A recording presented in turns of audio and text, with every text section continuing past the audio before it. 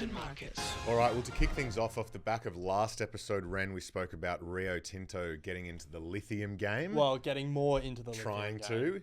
They've made an offer for Arcadium Lithium, a $9.9 billion bet, offer, whatever you want to call it. 90% premium to the share price Crazy. is what I read. Yeah, it's a big offer, a 90% premium, Wild. which is big, but obviously the lithium price is down, more than 80% from its 2022 highs. Macquarie Bank did a sum of its parts analysis of Arcadium and came in at around $8.5 billion value. So, it's not as big a premium to that value, but it is a massive premium to the current share price. Yes. So you'd be pretty happy if you're an Arcadium shareholder at the moment, I guess. Yes. Well, let's keep moving. So it's fascinating to see what is playing out in China what's playing out in China and the effect that is having on markets and commodity prices around the world.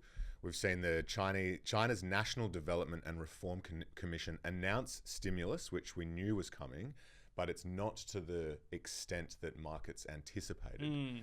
And it's a real lesson for how one policy decision ripples around the world. And this was a really clear illustration of that. So markets were expecting a certain level of stimulus, and then China came out and delivered a lower amount of stimulus than expected. Yeah. And so the first order effect of that was the Hang Seng stock market index in Hong Kong.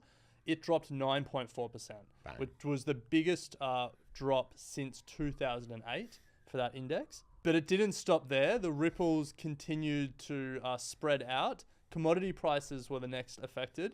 The Brent crude oil price fell 4%, and the iron ore price fell 3%. Yeah. The reason that these fell is the stimulus was lower, and so then there was an expectation of less Chinese demand than had previously been thought. The next ripple to ripple, the next ripple was the Aussie dollar fell 0.5% because there was anticipation of less Chinese buying Exports. of Australian iron ore and other Australian exports, but mainly Australian iron ore. And so then the Aussie dollar fell. But Bryce, it didn't stop there because over in Europe, the European market hit a 2-week low because European miners fell for similar reasons, but also European luxury brands fell, LVMH and the like, because of expected weaker demand from Chinese consumers because there was less stimulus than originally anticipated. LVMH fell 6% on Wow. the news. Yeah. So how's that as a little illustration about how things ripple through markets? Yeah, it's crazy. And how, not powerful, but how interconnected it is, and so much reliance on China for global organizations. Well, yeah, I mean, we could do a very similar story when the US makes a surprise policy decision. Probably not when Australia makes a surprise policy decision, but it just shows how interconnected everything is these days. Absolutely. Activist short seller Hindenburg Research. We've spoken about them on the show a number of times. They've released their latest short report targeting none other than my stock of the year back in, I'm going to say 2020. It was COVID. It was like 2021 or something. Yes. Yeah.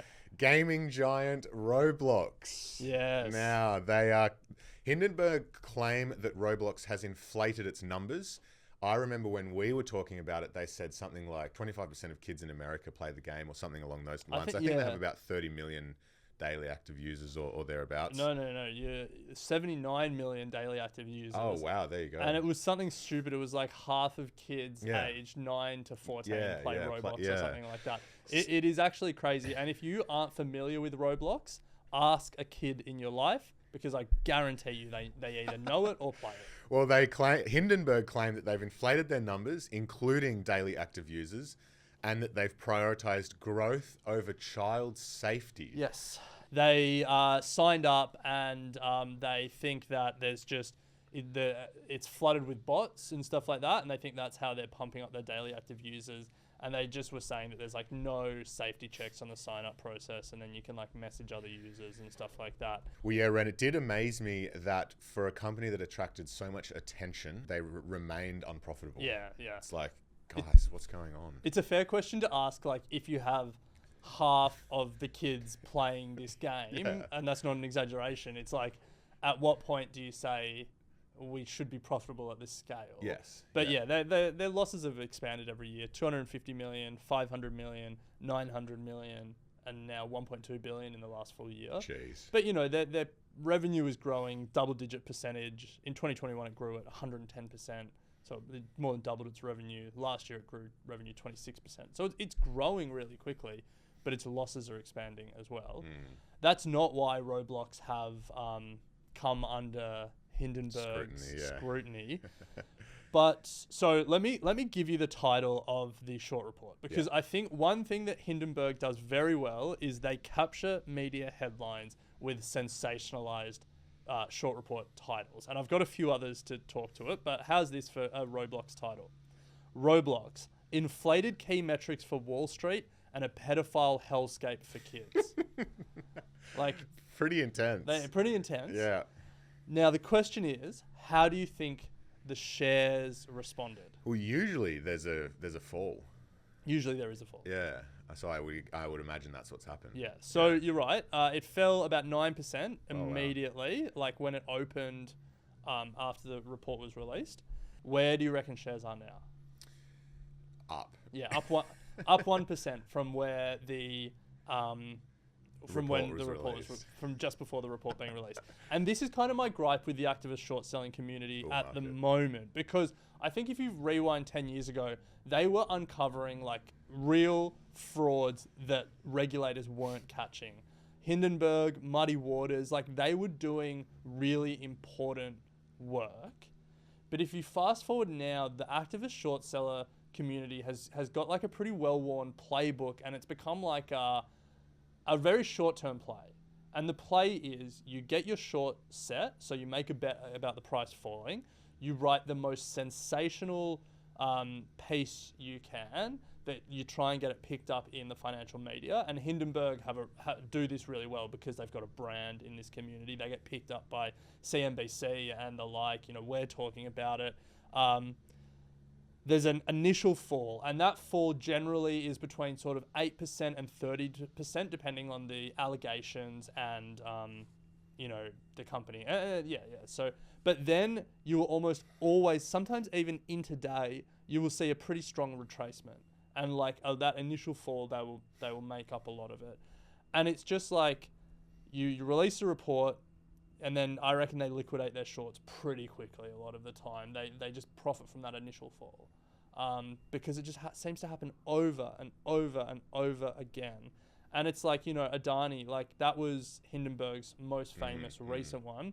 Initially fell within like, the first few weeks, it fell sort of mid 60%. Since then, it's up 140%. It hasn't recovered to where it was before, but it's just another example of like... yeah, that's a good example, though, where it hasn't recovered. Well, yeah, but, like it fell 60% originally, but now as people have interrogated those claims made by Hindenburg more and more and more, and they've had time to check them, the stock has more than doubled from its initial fall, and it's down 17% from pre-report. So you would think if a lot of the allegations in the reports could be truly substantiated, more investigation would lead to a further fall in the share price. Potentially. But that's what used to happen with these like true frauds. Yeah. Like some of these companies would go to zero. Yeah. Because like they had uncovered something wild. Yeah. Whatever. That's their business. That's the price discovery mechanisms of the market as it distills new information. But I wanted to close out this conversation about Hindenburg just with a couple of examples of other sensationalized headlines that they use, because they've certainly made an art of this. So how about this? Renavo Biosciences, a worthless AI shell game with a murderous magician past. They seem to have a thing for magicians, because what about this one? Miracle cures and murder for hire. How a spoon-bending Turkish magician built a $600 million NASDAQ-listed scam based on a lifetime of lies. Or this one. Singularity Future Technology. This NASDAQ-listed company's CEO is a fugitive on the run for allegedly operating a massive Ponzi scheme.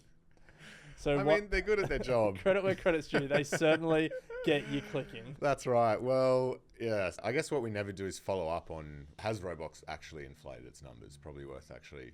Well, that's the investigation. And see what happens. Well, to close out, for the first time in decades, Ren, America has seen a drop in obesity rates. Yes, yeah. According to America's CDC, in 2020, the obesity rate in adults was 41.9%. Their latest data suggests that the number is now 40.3%. No prizes for guessing the main driver here, though. Ozempic. Ozempic, yes. And its GLP-1 drug peers. Wild that the obesity rate in adults is still over 40%. Yes, yes. But yeah, pretty amazing. Another amazing story about Ozempic. So look, that covers the news. We covered a lot, but there's still so much we don't have a chance to talk about. And that is where the Equity Mates Daily news email comes in. If you want a short, sharp summary of all the interesting stories moving markets, make sure you subscribe. The link is in the show notes or the YouTube description, and check it out. You can unsubscribe if you hate it, but we don't think you will.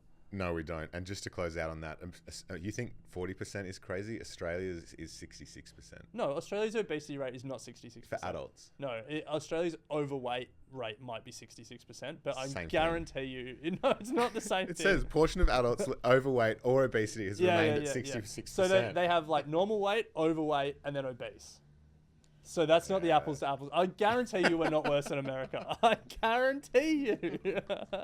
So according to the NIH, the National Institute of Health, nearly 3 in 4 adults 20 or older are either overweight or obese. Wow. So we're almost at 75%. in America. In America. Yeah.